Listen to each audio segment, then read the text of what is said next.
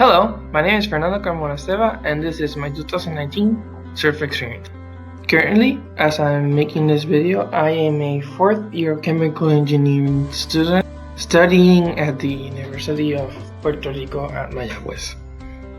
Since the beginning of my studies, I have been interested in clean forms of energy and how we deal with our waste, but more specifically, how we integrate those systems to our home and our workspace.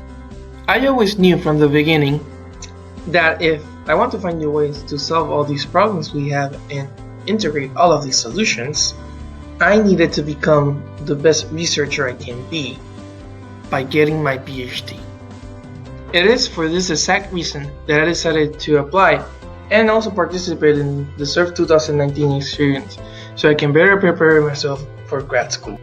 There, I attended seminars on how to conduct better research and apply for grad school, visited and stayed in the University of Florida campus, but most importantly, participated in my own research projects where I could gain invaluable experience from faculty members and graduate students. The general objective of the project was to understand how wind flows over complex terrain like the mountains of Puerto Rico, so that when a natural disaster like Hurricane Maria comes to our island, we know how the flow works and we can better prepare ourselves to prevent the damage that's to come. I experienced the hurricane for myself and experienced firsthand the devastation of the hurricane.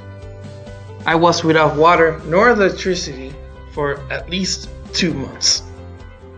The problem is that to understand flow in such complex environments like here, for example, the island of Culebra, requires very hard and very complicated measuring techniques like particle image velocimetry or PIV, where by shining a class 4 laser and recording with high-speed cameras how the smoke moves through the terrain and feeding it through an algorithm, we can quantitatively analyze the flow of the air on top of the terrain.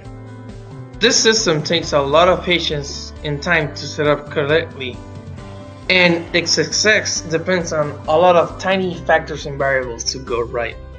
This method requires a lot of computing power too, making it hard to see what your data is going to look like when you actually run the experiment at the moment. This is why, inspired by recent developments like Google Go and computers teaching themselves to play video games, I decided to develop an AI that utilizes a convolutional neural network to take the images of the PV and generate its own vector data as real-time as possible.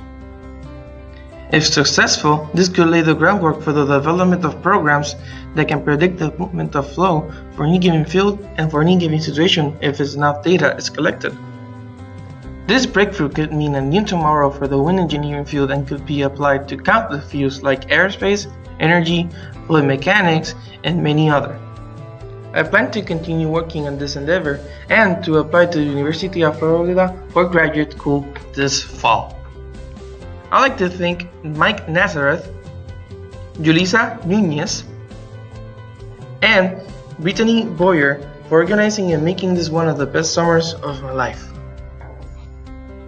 I would also like to thank my PI, Dr. Forrest Masters, and his assistant, Amber Forshi. I would also like to thank Jorge Santiago Hernandez, my PhD mentor, Anaira Roman Santiago, and Tavian Basser for all their support and guidance during this summer. I hope that this video gave you a good idea of my inspirations and my experience this summer. This has truly changed my life for the better as a professional and as a person. I could not possibly be happier with the University of Florida and its SURF program. Thank you for watching my video.